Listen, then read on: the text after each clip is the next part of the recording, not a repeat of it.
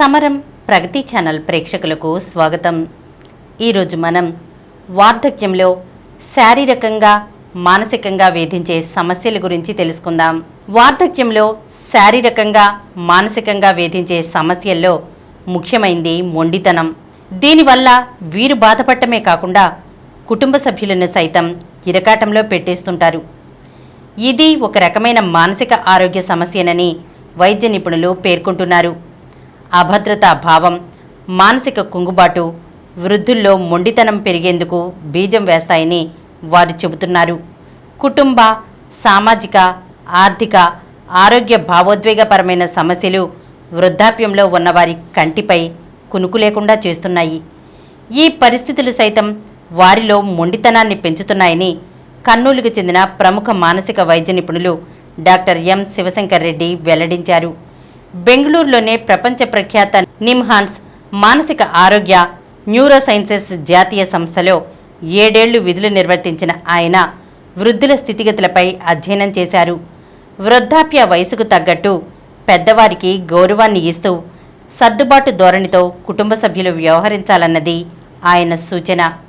జీవన ప్రమాణంలో 60 ఏళ్ల వరకు ఎలాంటి ఇబ్బందులు లేకుండా విజయవంతంగా నెట్టుకొచ్చాం.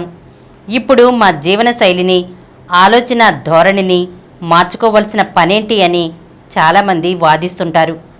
వృద్ధుల్లో ఈ తరహా ఆలోచన ధోరణి మొండితనం అనే సమస్యకు బీజం వేస్తోంది. సర్దుబాటు ధోరణికి ప్రయత్నించరు. ఇది చివరికి ఒక మానసిక వ్యాధిగా మారిపోతుంది. 50 నుండి 60% వరకు వృద్ధులు మొండితనం సమస్యతో బాధపడుతున్నారు. ఇలాంటి వారిని గుర్తించి వారి సమస్య తీవ్రతను తగ్గించేలా చేయకపోతే వారితో కలిసి జీవించడం దుర్భరంగా మారుతుంది. కుటుంబ సమస్యలకు దూరం కావడంతో పాటు మానసిక, శారీరక అనారోగ్యాలకు కూడా గురయ్యే అవకాశాలు మెండుగా ఉంటాయి. హెల్పేజ్ ఇండియా నివేదిక ప్రకారం 2026 నాటికి దేశంలో వృద్ధుల సంఖ్య 17 కోట్లకు పైగా ఉంటుందని అంచనా. వృద్ధుల జీవనశైలి సమస్యలపై 2021లో కేంద్ర గణాంకాల శాఖ విడుదల చేసిన నివేదిక ప్రకారం 42% మంది మానసిక సమస్యలకు చికిత్స పొందుతున్నారు. మొండితనంతో ఉన్నవారు పట్టణాలు, నగరాల్లోనే అత్యధికంగా ఉంటున్నారు. ఉపాధి నిమిత్తం పట్టణాలు, నగరాలకు గ్రామాల నుంచి వచ్చిన వృద్ధులు ఒంటరితనం వచ్చేసిందని భావిస్తున్నారు. పిల్లలు బిజీగా ఉండడం, మాట్లాడేందుకు అవకాశం లేకుండా పోతుండడం, చుట్టుపక్కల పరిచయస్తులు లేకపోవడం, ఎవరికి వారుగా వ్యవహరిస్తున్నందువల్ల వృద్ధులు మానసికంగా కుంగుబాటుకు గురవుతున్నారు. గ్రామాల్లో ఈ ధోరణి తక్కువగా ఉందని మానసిక వైద్య నిపుణులు చెబుతున్నారు. వృద్ధుల మొండి వైఖరి వల్ల వారిని భరించడం కష్టమనే స్థితికి పిల్లలు చేరుకుంటారు. వారిని వేరుగా ఉంచితేనే మంచిదని భావిస్తారు. ఒంటరిగా ఉంటే అనారోగ్యాలకు గురైన సందర్భాల్లో సత్వర వైద్యం అందక ప్రాణాపాయం సంభవించే అవకాశాలు ఉంటాయి. జీవితంపై వైరాగ్యం కలిగి నిరాశ ఆవరిస్తుంది. ఎంతో గొప్పగా బతికి చివరకు ఎవరి ఆదరణకు నోచుకోలేకపోతున్నామని తీవ్ర మనోవేదనకు గురవుతుంటారు. ఇది డిప్రెషన్కు దారితీస్తుంది. కొందరు మనశ్శాంతి కోసం మద్యానికి బానిసలుగా మారి ఆరోగ్యాన్ని చేజేతులా పాడు చేసుకుంటారు.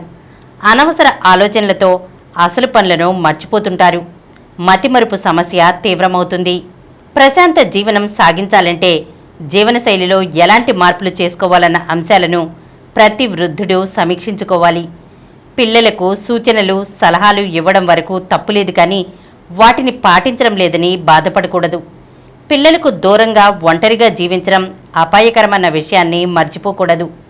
విడిగా ఉంటే ఆర్థిక భారంతో పాటు పనిభారం కూడా ఎక్కువగా ఉంటుందన్న విషయాన్ని గుర్తించుకోవాలి. పిల్లలపై లేనిపోని అపోహలు, అపార్థాలతో ఆత్మన్యూనతకు గురికాకూడదు. వృద్ధాప్యంలో వేరుగా ఒంటరిగా జీవిస్తే పిల్లలు కూడా బాధపడుతుంటారన్న విషయాన్ని మర్చిపోకూడదు. పిల్లలతో సర్దుబాటు చేసుకోలేకపోతున్నామని భావిస్తే మానసిక నిపుణుల కౌన్సిలింగ్ తీసుకోవడానికి ఎలాంటి మొహమాటం పడకూడదు. తాము ఎలాంటి వాతావరణం ఉండాలని కోరుకుంటున్నారో పిల్లలకు స్పష్టంగా చెప్పాలి.